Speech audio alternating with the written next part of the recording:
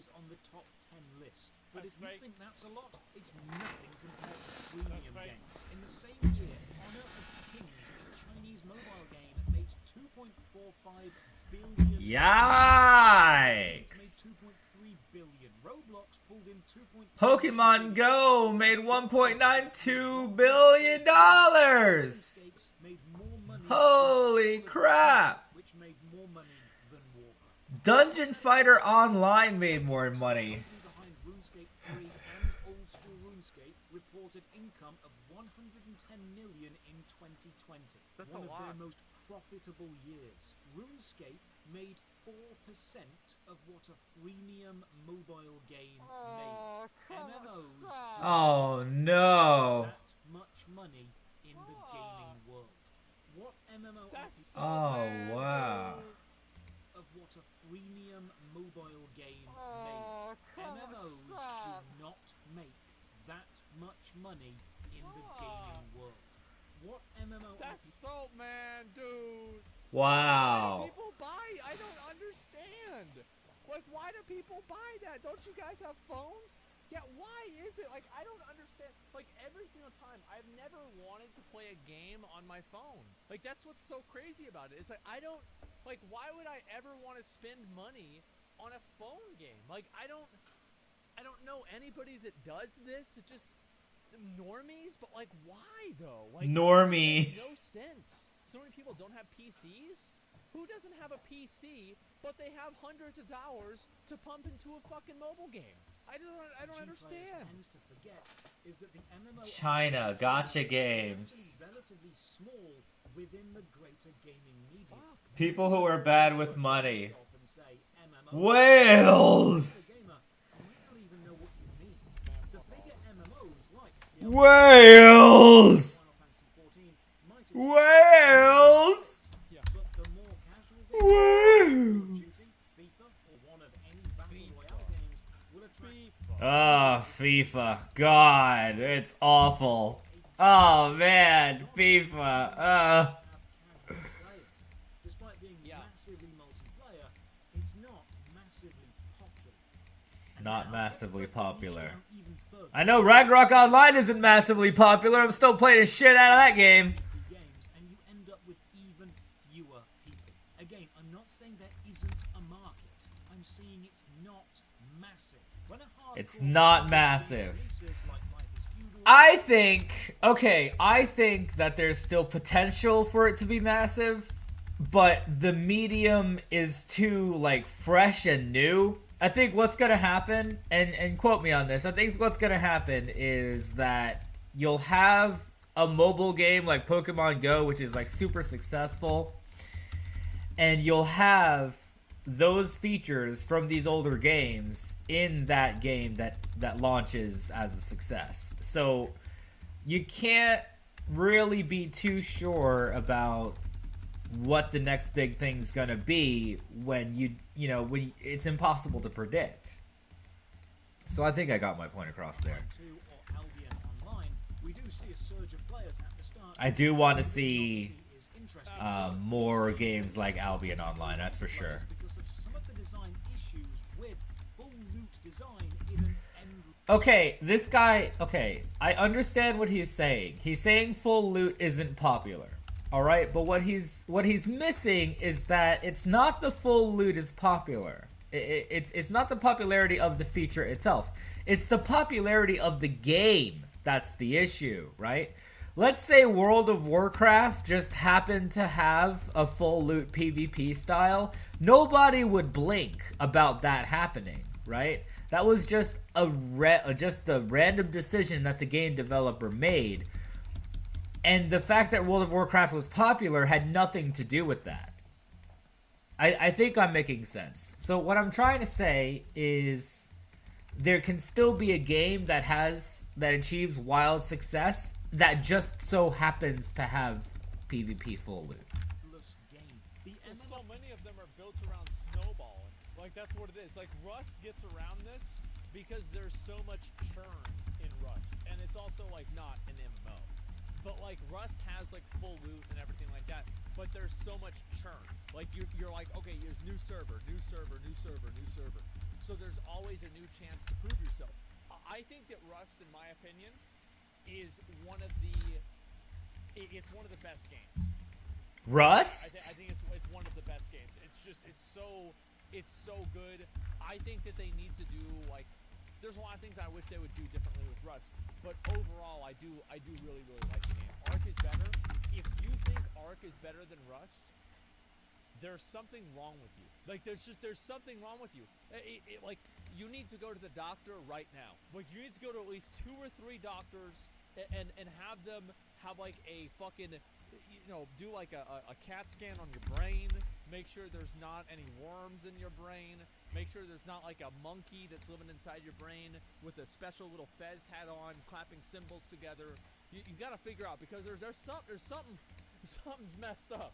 RPG is known as a forever game. It's The only aim in Rust is to survive. to have gameplay loops that can be repeated but don't actually change the game. I've never played Rust. You cannot destroy a dungeon and prevent others from ever using it. You cannot Should I do a first impressions of be Rust? a shop vendor and prevent other players from trading with them. You Yeah. cannot kill a player so hard their account deletes itself.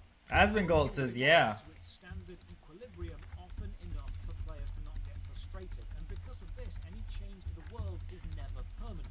If permanent changes could be made to the world, the game wouldn't be a forever game. If it had the potential to break the game for every future player, it wouldn't survive long. You wouldn't get new future players. This means PvP isn't about total domination of a town forever, or ownership of a mythical item forever. The game Interesting. needs to reach That's an interesting point. equilibrium for new players to be able to join, which means the fight is the focus. The moment-to-moment PvP battles, they must be fun. So in full loot PvP games, you have players killing each other to get their stuff. Well, where does this stuff come from? Because this is another... That's what they farm. They spend all their time farming. I feel like a big reason why these games aren't popular too is because the gameplay sucks. That's a huge reason. Like, Yeah. I played, like, the Mortal Online. That gameplay too. Sucked. Like, the world was cool. Like, that was nice. Like, it was an interesting idea. But the gameplay was just horse shit. design paradox. If you spend hours and hours... He has a point. dungeons and finally get the ultimate sword That's why I don't play Pokemon Go. takes it, you Like, if Pokemon Go had a combat system that was even remotely comparable to the main series Pokemon game, I would be playing the absolute unholy F out of that game. I would be playing Pokemon Go for the rest of my life. But the fact was, it was just, you're just tapping on the thing and throwing the ball. It was dumb. So, will become extremely I didn't end up playing it. really feel like getting it again. But Yeah. the player that killed you is now super happy he got a rare sword. One player is extremely saddened, another is elated. Happy Unfortunately vampires. for player retention, this has been shown to lead to the defeated player quitting and the player base dropping. Yeah. Now you might be saying the defeated player needs to just toughen up and go and grind again, but player base drops over time have shown the majority of gamers are not fans of hardcore design like this. They don't want it, because, like, usually whenever these things happen, right, whenever you lose your stuff to some guy that's like, it's not like this is some glorious battle atop a mountainside. This is some guy and 3 of his friends show up and they say, "Hey, Phil, nice sword. Nice sword you got there. How about you hand it over here?" And then they 1v3, yeah. I want it to be my sword. Like, all right, I guess. I think what needs to happen in that situation that Asmongold's talking about is you need to have a defensive buff so that the one player has the potential and the capacity to take out the other 3. So, like, you have a defender's bonus or something like that to where 1v3 isn't that difficult of a possibility. So the defending party needs to be able to have some agency in the situation where they're outnumbered. And maybe the buff can scale based on how many players that they're fighting, That would be one potential solution to the 1v3 PKing shenanigan. We're gonna have to kill you. And then they kill you, they take your fucking sword. You couldn't do a damn thing. You just lose your shit. So it's like, oh wow, this is so fun. Like, oh, I'm having so much fun now. I lost my stuff because of Some guy having more friends. it's Yeah. Wild West. Yeah, nobody wants to fucking play that. Nobody wants to play that. Not massive. Most players will instead gravitate toward games which require less time investment and then contain less risk. As MMO I think that backwards progression is really what's demotivating for players. Like as a general rule, Backwards progression. whenever trash respawns in your raid. It's like, let's say you're raiding and it's like, I want to do one more pull. Okay. And then trash respawns and you're like, you know. You're like, it's I gotta kill it again. whatever. Yeah. Rust the same way, yeah, but it's like much more short term. Rust doesn't have like that long term type of content. The main long term goals that you have in Rust, right? The long term progression that you can have is like primarily like learning patterns and shit. And like you can learn, like once you learn a pattern, like for you know, an AK, or you learn a pattern for Oh, it's a shooting game. I don't like shooting games. I'm not gonna play you Rust. have that pattern learned to your character permanently until you go to another account. Yeah, blueprints, exactly. And so it is different. And a lot of the like that permanent progression actually does kind of stay per your character. Yeah, permanent progress, exactly. Till it's wiped. Yeah, of course, until you go to another server. Exactly. RPG players either age, find a job, or have a family and have less time for gaming. Games that demand more time of them become less appealing. Some people have suggested one of the ways to balance this is to have the stats held on the character, not within. The majority of gamers are casual. That's true. Yeah, so killed like players Rust. can restock quickly. But if Exactly. this is the case, the armor another player can drop now isn't as valuable. You're not getting the super rare sword they spent days grinding for, you're getting the armor they spent 10 minutes crafting. Yes, you've Doesn't removed matter the as much. sadness from losing valuable items, but you've also removed the elation from gaining valuable items in a kill. Full loot hardcore PvP isn't true. a bad design choice objectively. It has its place and there are players that like it, but the subset of players who enjoy this GA33 ES Zapor. Thank you for checking out the stream. Hello, how are you doing? they could sustain. Hope you had a Merry Christmas. World forums, which sums this up quite nicely. The very first alpha tests were full loot, and it was fun but crazy wild. Lord of the Flies wild.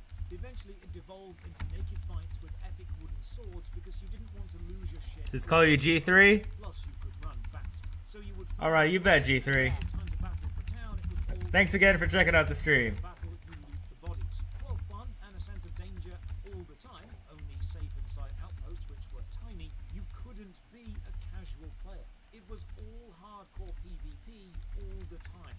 Basically, Fantasy DayZ. Devs got too many complaints, and in 2019 it was completely rebuilt into its current style. Yep. This last iteration waters combat down even more. But we can adapt to it. We're capable of that. As we've That's what's happened, right? Is that you're gonna have people, and this is one thing that like he might not mention. I don't know, but You used to play this game, Ragnarok? Yeah, it's an old game, but it's a good one. there are players that go into full loot PvP games, and their goal is to take over the server and I'm leveling my 2 monks right now. So I have one monk that's level 80 and another one that's level 96. They're both going to be MVPing monks, so we're going to kill boss monsters with them. It's going to be a lot of fun. We had we did a Hocus Pocus party last night. It was we used this skill called Hocus Pocus to summon random MVPs, random boss monsters, and it was pretty legit. It was pretty tight. I might have videos up on it pretty soon. Might have them, but we'll see. make people quit the game. Like their goal is to exert that type of power over other players because they think it's fun. How about you? What have you been playing lately? Being casual players generate much more revenue than hardcore players. Yeah. Casual games generate much more than MMORPG games. Many people have said to me, well, Thank you for the follow. an MMORPG that makes enough money focusing on just hardcore players. And while I'm sure that's true, That is if true. you have spent the money, the time, and the effort to make an MMORPG game, Been playing 14? Me too, man. I've been playing Endwalker. I still have to progress through the main story on that, but Endwalker is pretty... I'm excited for it, you know?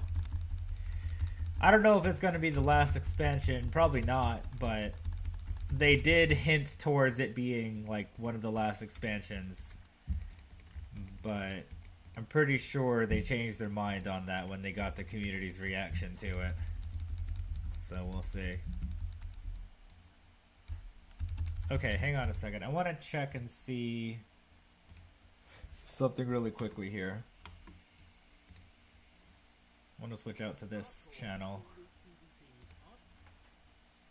I think I was like somewhere around here.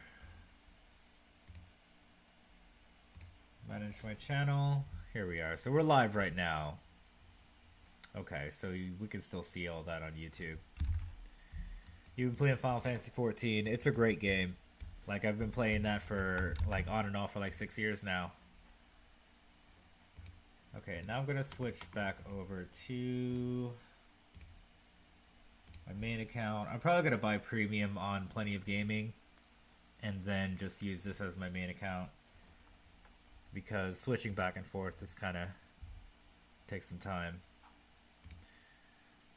You just got in, woke up, or you're still at A Realm Reborn.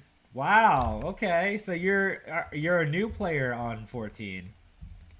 Okay, that's kind of awesome. You get to experience it all for the first time. I hope you enjoy it. I hope you get the full experience. You know, because it's a great game. It's a great story. It feels like you're watching an anime when you're watching the voice acting cutscenes. That's what I like about it. It's like they put all that effort into all that, you know, and it's the effort that matters. Make your money back. Be happy with a small amount of profit. If you will put in the capital to build an MMORPG, you will want a massive return on investment.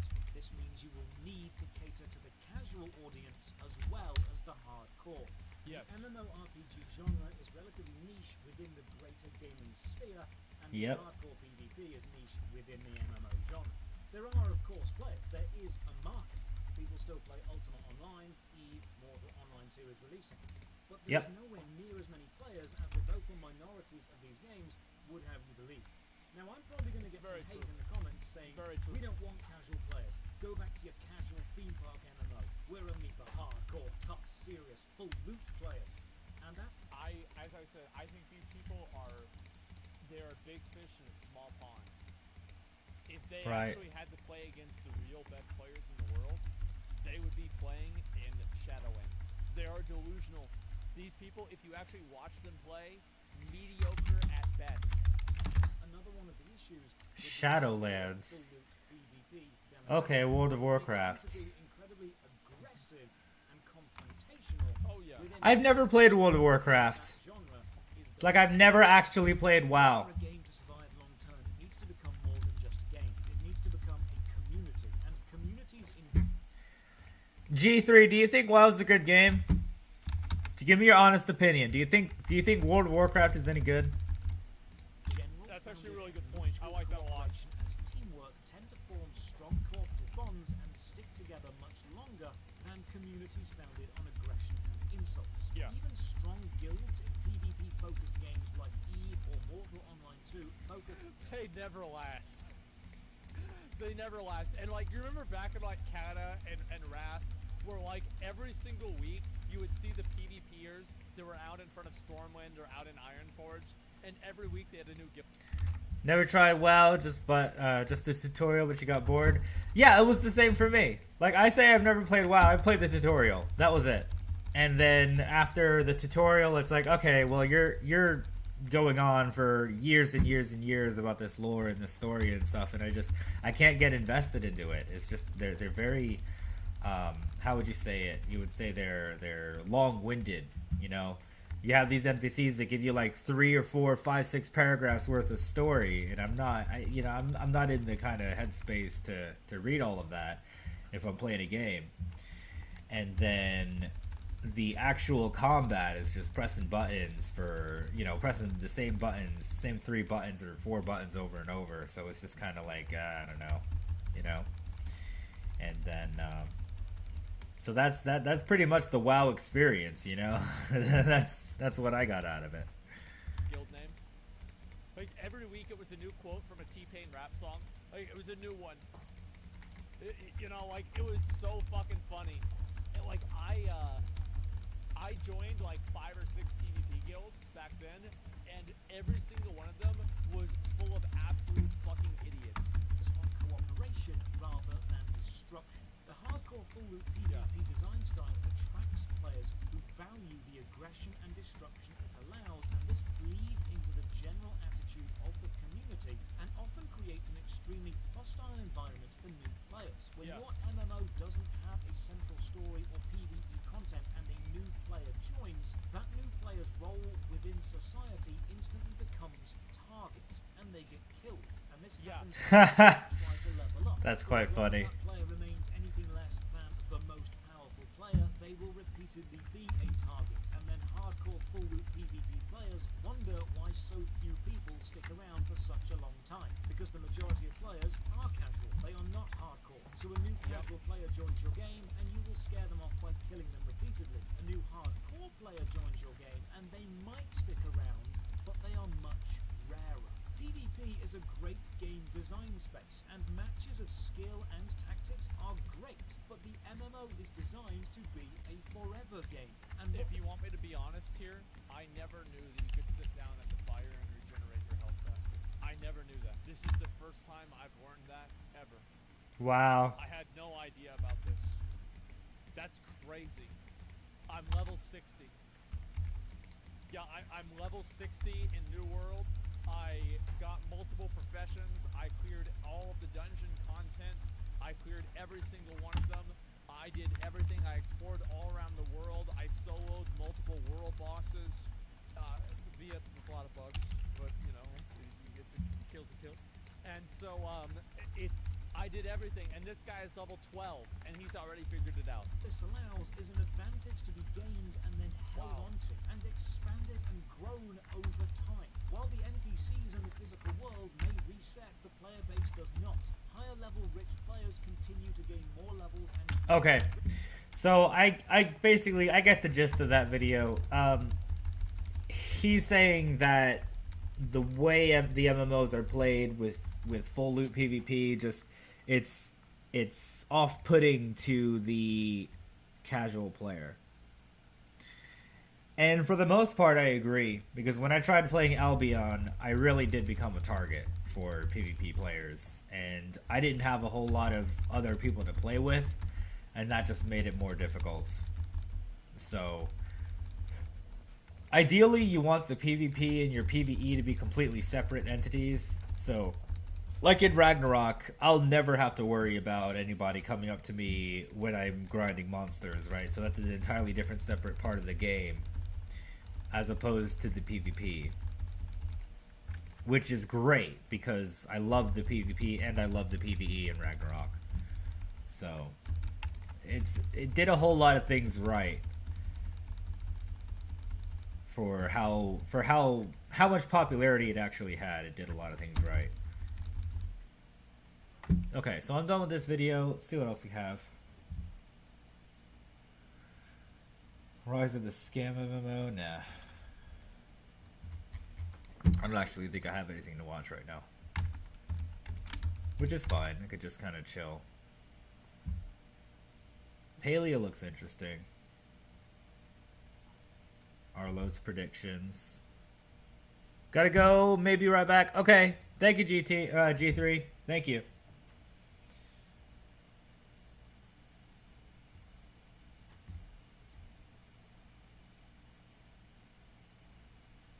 Let's watch Nice. See, it's literally that easy. Like, you just W them and they're dead. So all we're gonna do is you're gonna start E, and you're gonna rank up your, or you're gonna start by taking Red Smite and a refillable potion. Red Smite. It's the Ember Knife that's right in front of you. So if you close this down, Okay. just go to recommended. Yeah, see that? Yep, take that. That's the red one, and the blue one is the other option. And now you would take your refillable, just like when you're in mid. And then we'll go. Common option. Yeah, to yeah. always take. It's gotta be boring. So His job, his lifestyle, like the thing that he's doing, it's gotta be so boring.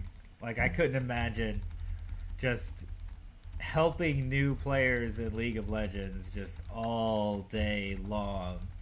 Just watching league game after league game. I don't envy him. what you're gonna do is you're going to go to the red buff and just wait. The red is the bottom buff. I I don't envy Nice. Red is the bottom one. He's been working longer than most people have had YouTube careers, and he's still only at 200k subs. Like, that's incredible. Like, how hard he's been working. The other side is reversed, so it's the top one on the other team side.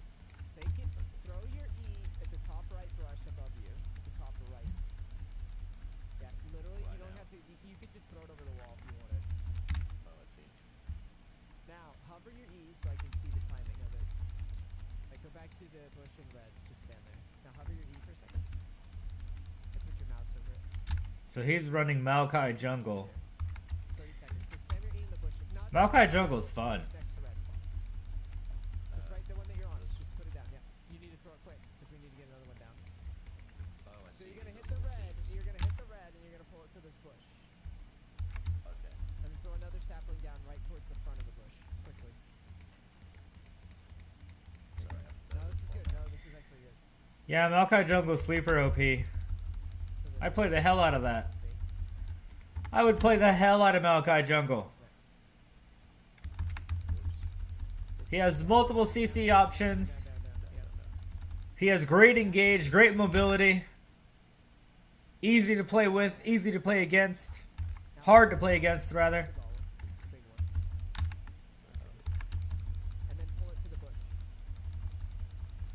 Okay, got you. Then throw another E in the bush. And But the problem with League is it's a competitive game.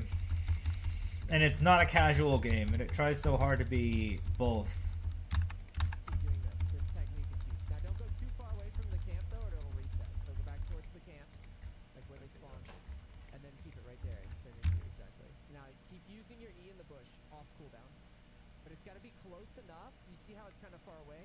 It's got to be close enough so it gets aggro. Now use your Q. All right, now we're gonna go to Scuttle in the river. So go to the river, right out the same pattern. Yeah, the same path. Okay, got you. So W this, it'll remove its shield. Now anytime you see a bush near you, Okay. like there, Chuck the thingy in the bush. yes, near you, just spam it into bushes. Now I would gank mid, so camera to mid, Got you. and then just kind of come at a side angle. Don't, just go back to the river, because this is too obvious. You always want to Okay, yeah, flank yeah, yeah. people, so you want to go above and around him if you could. Now I would just press B, Oh, I because see. I don't see a play. So I would just press B. Okay, got you. I might fight that. Should I Yeah, come in, maybe? I'd fight that. Alright, let's press, get around the corner and press B again. Okay, Like got in a you. bush This is one good. here. In a bush is good too. B is Alright, cool. cool. Just Got out you. of their vision. This guy's probably gonna die, I can tell. Yeah. Okay, so build a Sunfire. So you're building Sunfire Aegis. You see it right there. It was in your recommended. Yeah. Okay. Yep. Now go back to golems. Now press escape. Sorry, I'm back here. Now, same thing. You would throw your E at the top left of that brush. Okay. Top left. Like towards the camp. No. Alright, I'm at 30% here. Yeah, I don't know. I was getting confused. Yeah. So you're basically trying to pull the golems all the way to that bush over and over again. So cue the golems, smite them, and then pull back. Pull back. It's not grabbing the sapling. There you go. Okay, got you. Now throw another one in the bush quick. Same spot.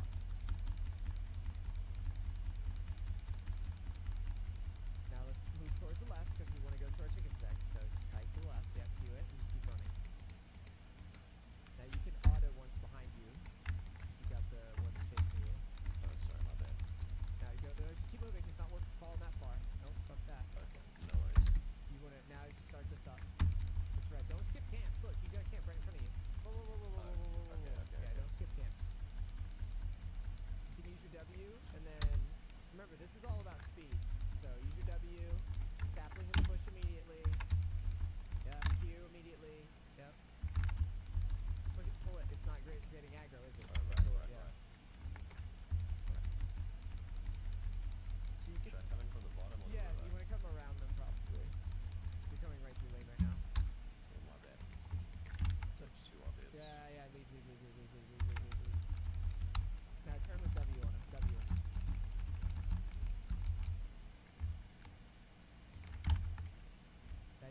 him into tower, yeah.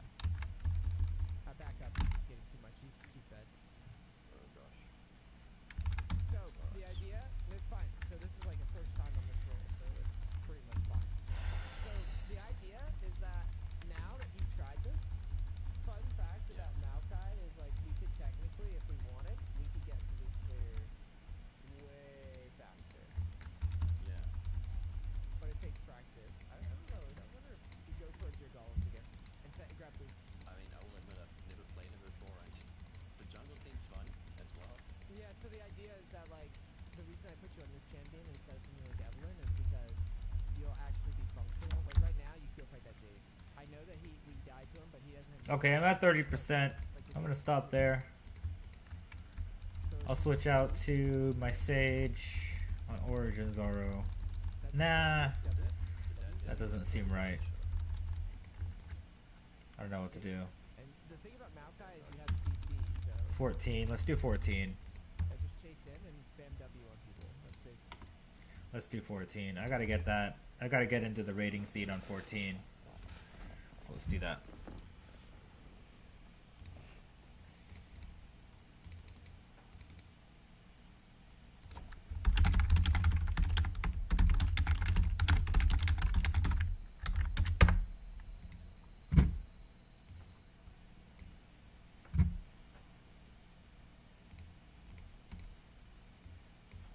Lazy Peon's the guy, man.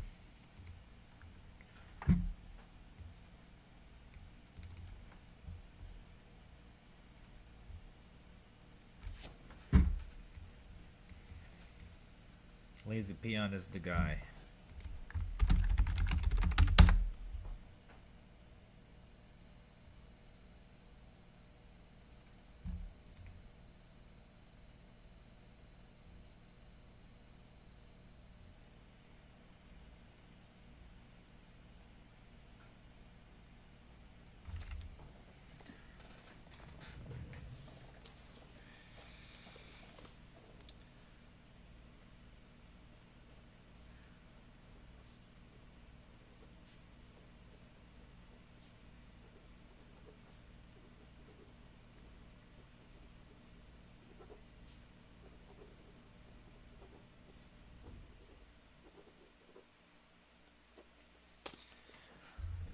Okay, we're doing configuration, sound, master volume up, apply, done, start. Okay, cool. Woo! We've got Final Fantasy 14.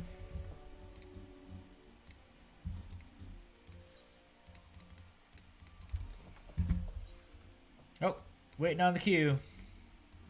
That's okay. We're waiting on the queue. We will wait for 30 players to log out or be idle or something.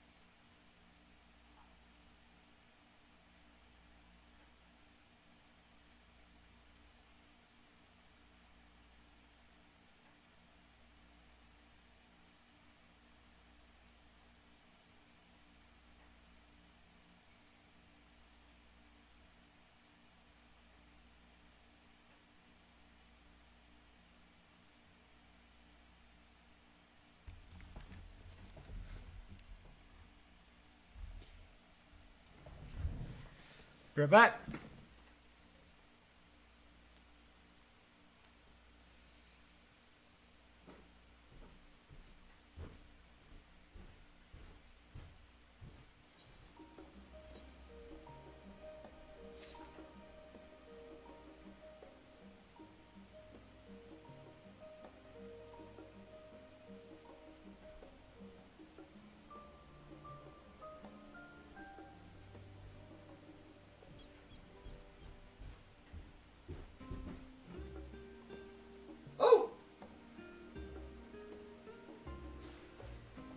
Hello, hello, hello, and welcome back. This is plentyofgaming.com. We're playing Final Fantasy XIV. Playing through the main story. We'll see how we do.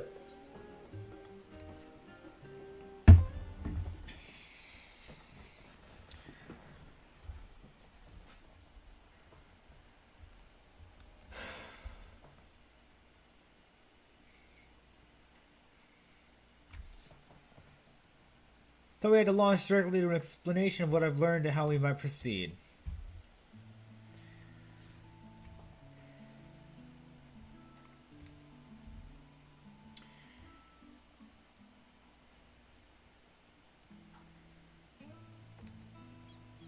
Okay.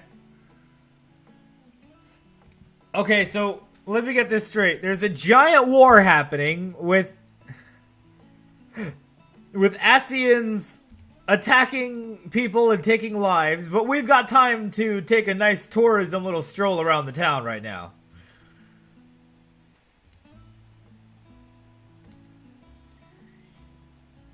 What the heck? Riot, fix your game. We'll see you there. Okay. Well, I guess I'm just going with it. We're acquainting ourselves with the city.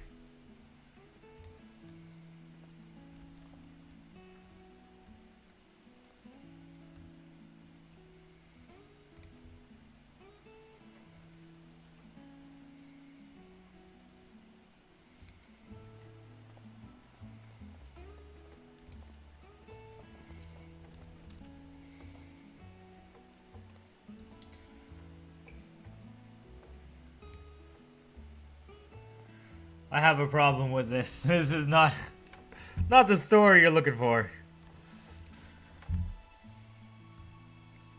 It's okay. I forgive it. I forgive it. They want us to acquaint ourselves with this new city. I understand.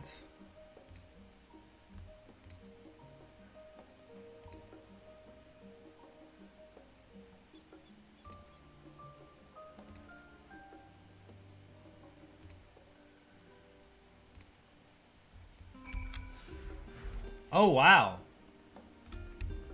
I have Graha with me. He's following me. That's so cool! Look at this! It's so cool! Oh, I love it!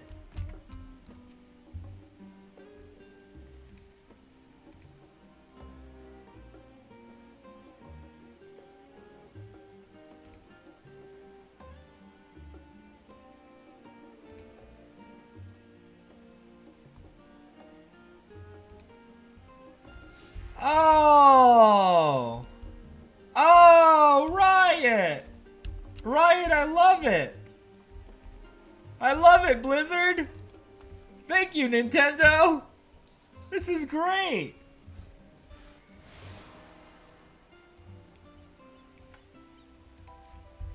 Thanks, Nintendo!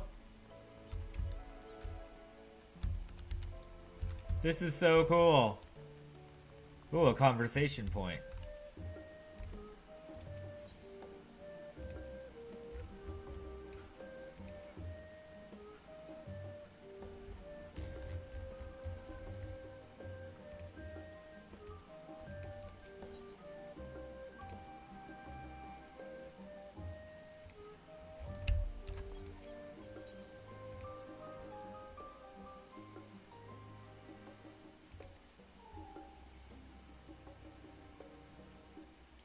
The Sharlayan people prize the accumulation of wisdom above all else. Thus, when Thaliak was chosen as our patron deity, it was more a matter of pragmatism than belief, an alignment of principles, as it were. We may have honored him with a rather impressive sculpture, yes, but our faith is not so restrictive as that of, say, the Ishgardians. Individual Sharlayans can, and do, worship the divinities of their choosing. Oh, I love this. Come on, let's head to the cafe. It may not seem so at a glance, but the last stand is actually a very important part of the city. Alright, let's go. Can I dash? They sprint with me too. That's great. Here's the last stand. And here we are, the last stand. I may have mentioned this before, but although our research into nutrition and food preparation is quite extensive, the average Charlian tends to regard seasoning and flavor with a certain indifference. How can I put this? The food is, it's bland. As encapsulated by our infamous Archon loaf, the prevailing sentiment towards cuisine is dietary value first, and taste a distant second. There was one pupil at the studium, however, who could stomach the school's insipid meals no longer, so he quit his lessons and poured all his savings into building a proper eatery. And so the last stand came to be. It is, as the name implies, the sole dedicated outpost of fine dining in Charlian, the one and only bastion of the culinary arts in an isle of otherwise mediocre fare. I seem to recall their burger being hailed as one of the more impressive items on the menu. Not that I ever had the pleasure of eating one myself. Because you were a typical Charlian when it came to cheap and convenient, Raha. But surely Tataru has since taught you how to appreciate a well-prepared dish. We should all stop in when time permits and sample the cafe's delights. Shall we press on? The stairs to the side of the cafe there will take us up to the Aetheryte Plaza. Alright. Boo, boo, boo. I don't know the song yet.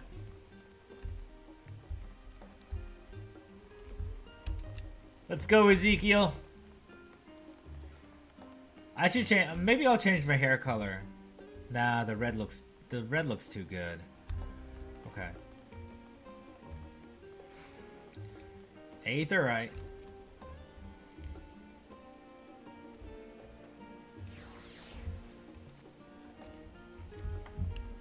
I want to make a grand company. I want to make a company. How do I do that?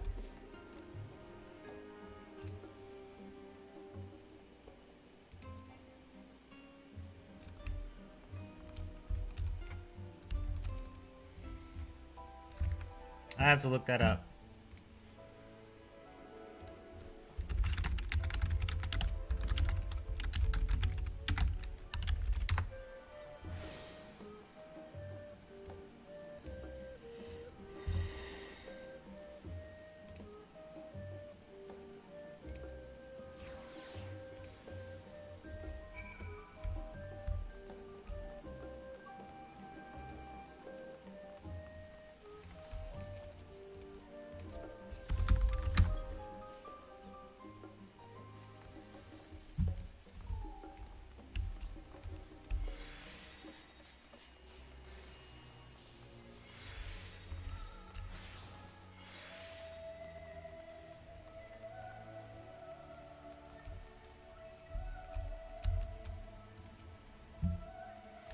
Welcome to the Agora, where you can find wares made in Charlian.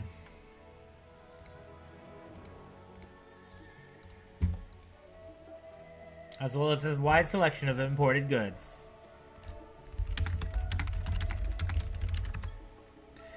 They also used to sell questionable prototypes from the various research institutes, but I think that practice has thankfully died out, for the most part. Otherwise, I can think of no better place to stock up for your next big adventure.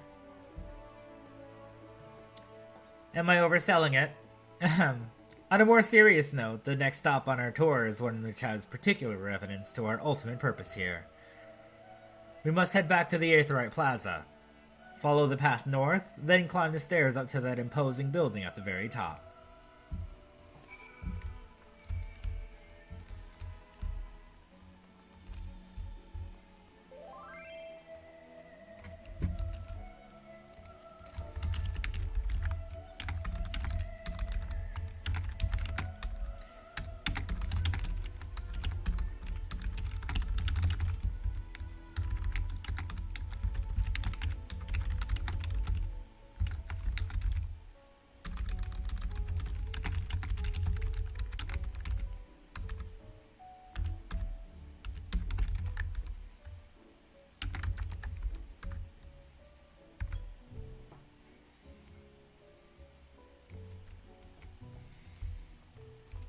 Okay, I'm gonna actually go make my free company now. So let me teleport to Ul'dah.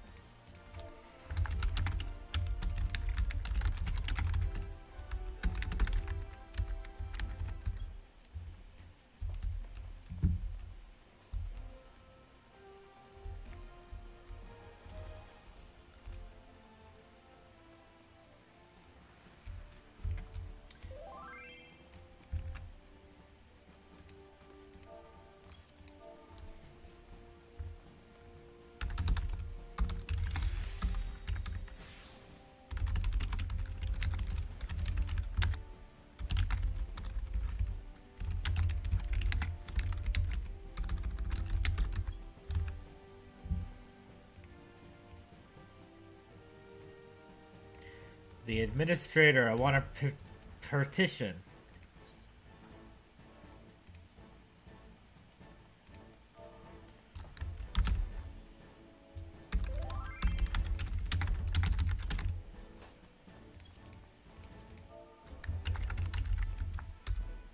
Oops.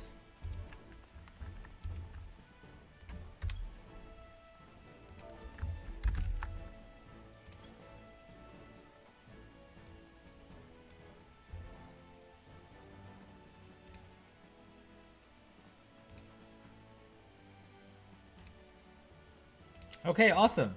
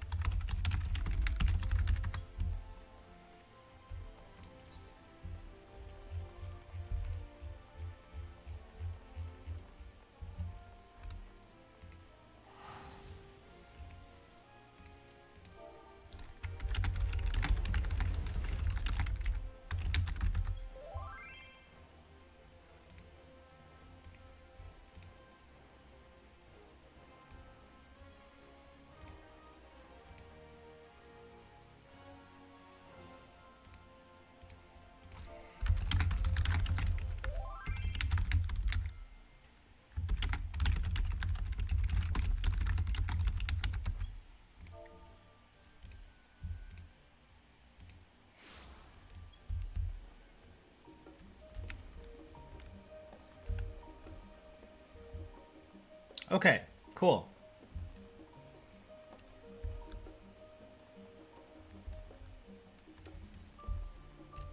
I think I have that shard already.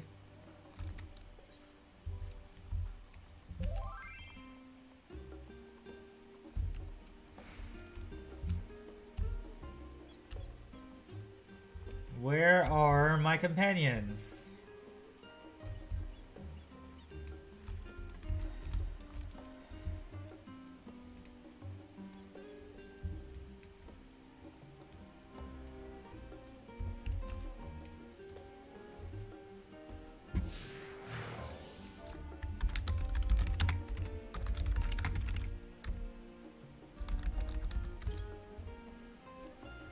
Okay, so now he's following me, and Kryl is too. Okay, cool. Great.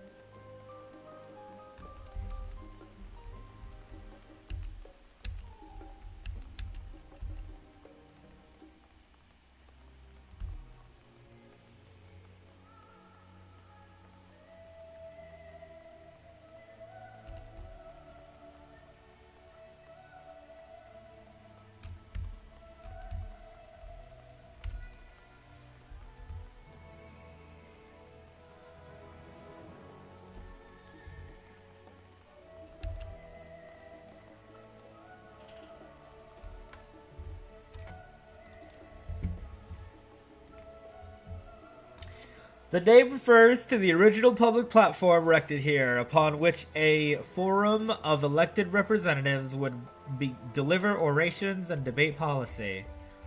Although this stage has since evolved into council chambers, the nature of the forum and the duties of its members remained largely unchanged. You can see the entire city spread out below.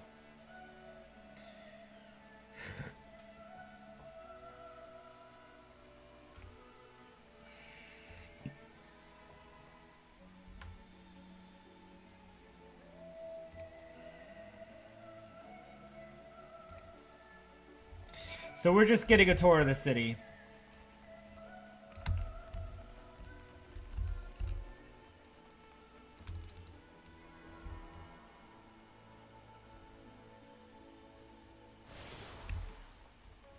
The Rostra. Big building.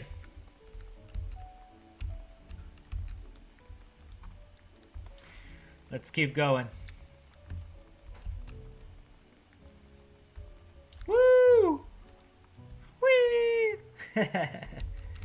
Jumping down the stairs a bit. I would jump down the stairs if I could. Alright, what's next here? We've arrived at Journey's End. History tells us that this was where those who put ashore with Arshan Niankrim built their first homes. It's not easy. In the present day, it serves as the residential district for the most important officials and the oldest Charlian families. You'll see that one mansion is clearly larger than its neighbors. That estate belongs to our friends from House Levier. All things considered, we should probably keep our distance for the time being. And with that, we bring our little Charlian tour to a close. I hope it has proven to be an entertaining and enlightening experience. Now shall we head directly to the Baldesian Annex? You remember the way, don't you, Raha? Let me think. We head down towards the harbor, cross the bridge to our right, and follow the path below the Aetheryte Plaza? Correct. After you, Ezekiel. Alright.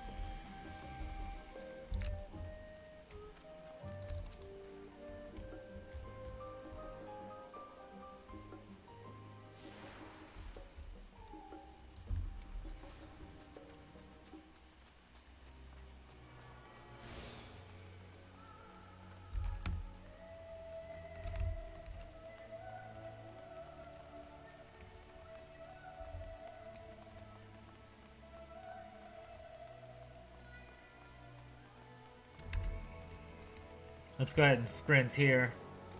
Save some time.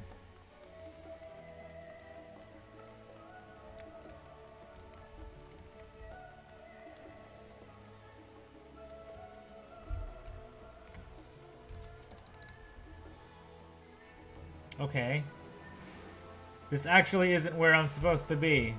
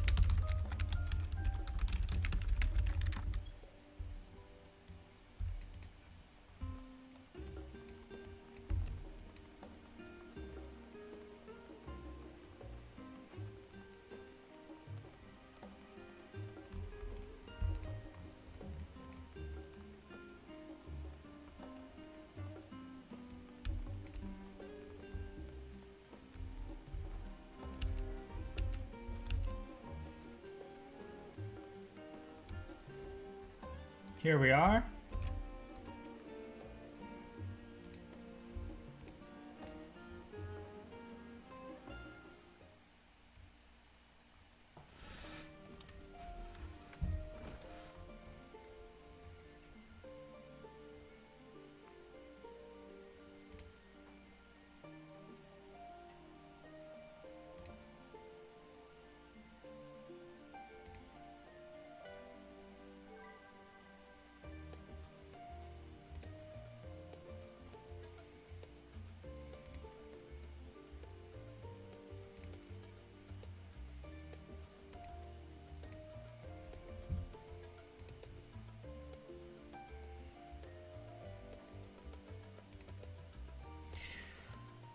Yet it feels so empty.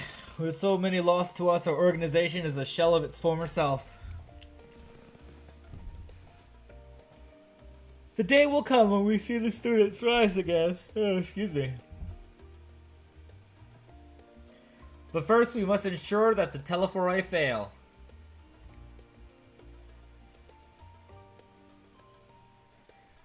Through that door on the left, there is the main hall, where we can discuss our options moving forward. Once everyone arrives, that is. You probably have time to rest before our discussions begin in earnest. Ooh, camera pan. I've had private quarters prepared for you in the Andron, so please feel free to make yourself at home. Ah, the nap rooms. Perfect for an afternoon doze.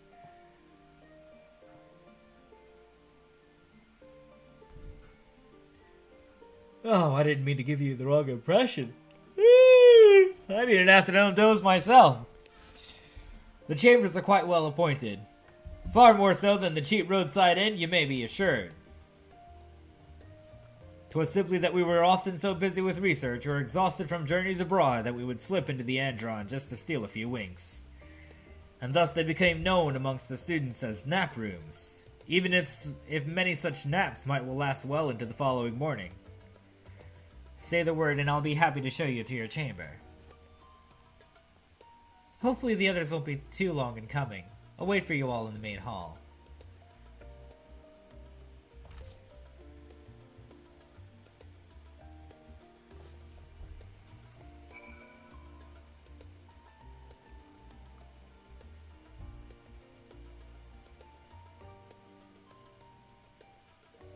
Yeah, I could use an afternoon nap. It's only 10 a.m. I'm already drained.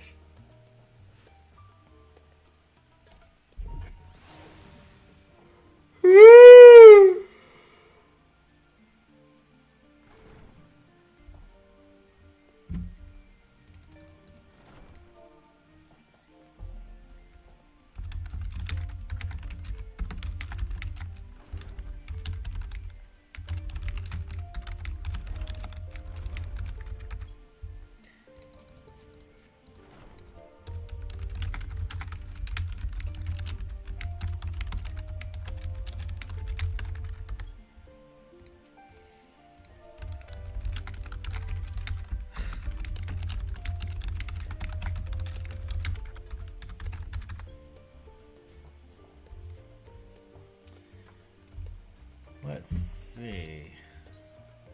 Enter the main hall? Sure.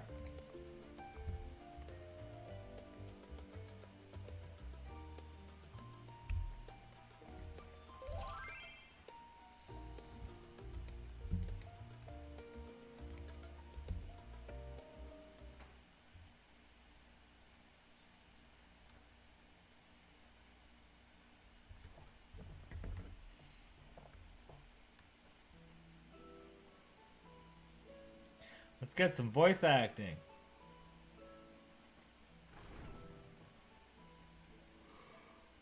Pray forgive me. I was Thank you. delayed. It's fine, Moriange. We're all here now. Let's get down to business then, shall we?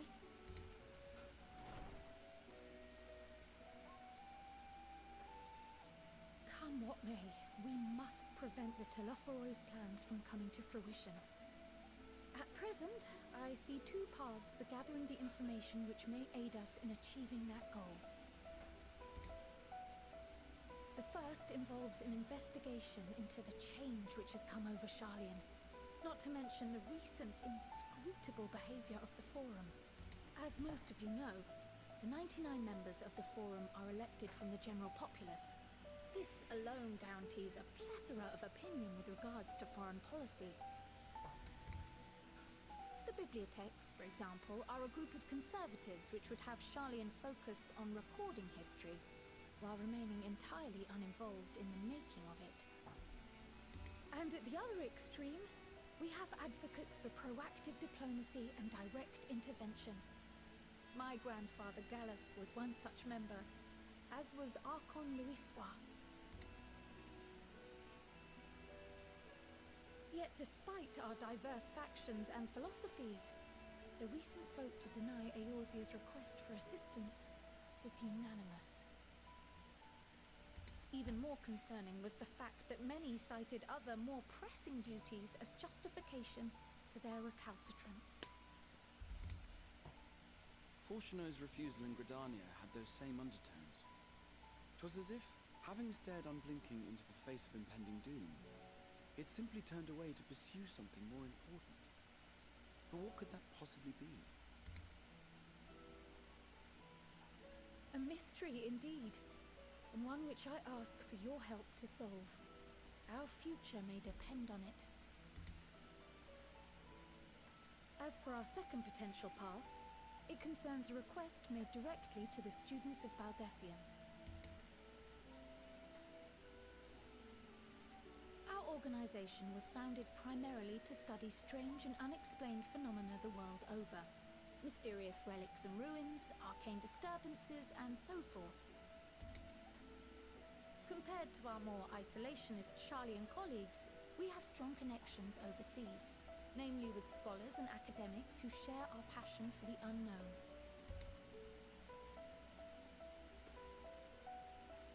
The request in question comes from one such acquaintance, Nadana, an alchemist residing in distant Favner. Her missive describes the sudden appearance of a tower, and the subsequent summoning of what I can only assume is a lunar primal.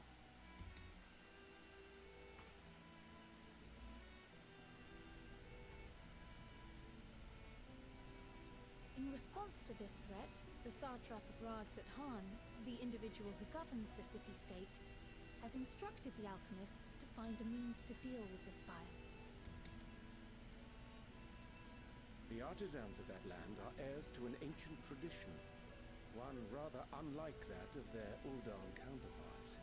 It is possible, nay, probable, that they have gleaned truths unattainable by Eorzea or her Far Eastern allies.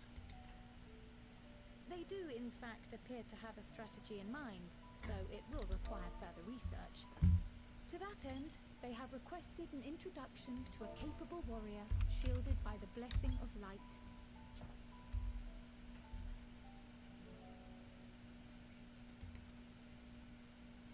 Assuming we divide our forces to pursue both of Kral's lines of inquiry, then having you join the group heading to Thavner would seem the obvious choice.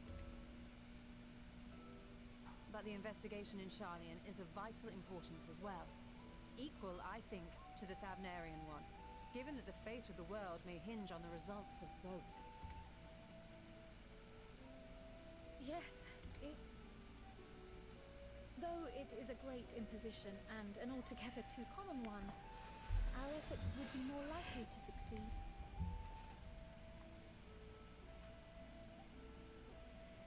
You are indeed our champion. As to which task to tackle first, we will defer to your decision. Let us next decide how everyone else might best be assigned. As for myself, I shall continue what I've begun in Sharlayan. I should also like to steal the services of an Archon or two. And thereby gain access to a greater range of reading material. I will help with that. Allow me to offer my assistance. I have some small amount of experience in the field of research.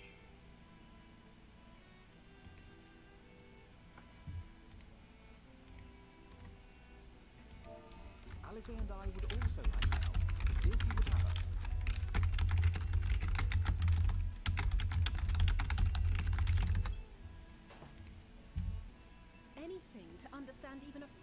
of what our father and the Forum might be thinking.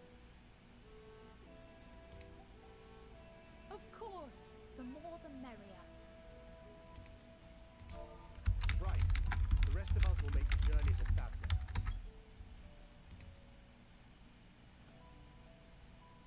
Thoughts? Objection? I passed through Thavnir on my way to infiltrate the Empire, and though I'm not qualified to give a guided tour, I did gain a sense of where things lie. I'll be happy to have you along then. So for this group, it will be you, me, and Urianger. Give me a moment afterwards, and I'll supply you with all the details of Nadan. Consider this hall our rendezvous point once our respective tasks are complete.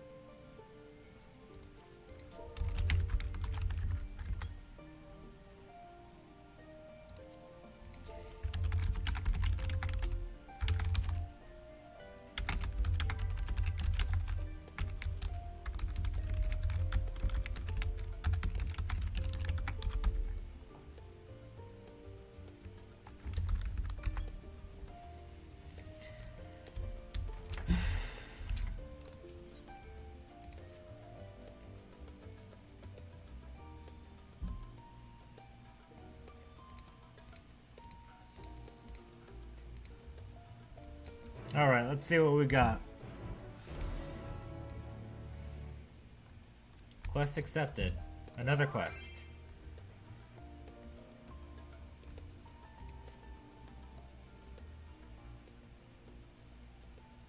So there's 2 quests.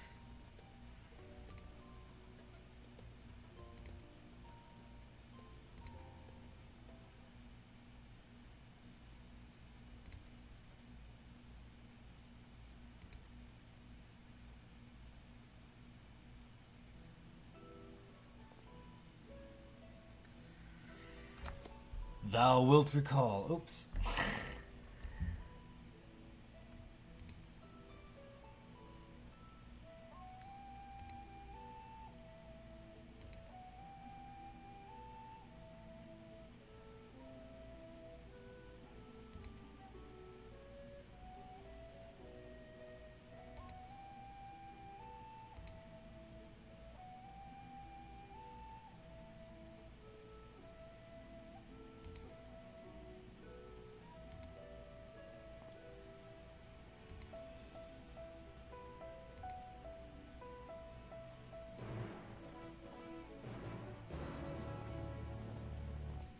So we just all have something to do here.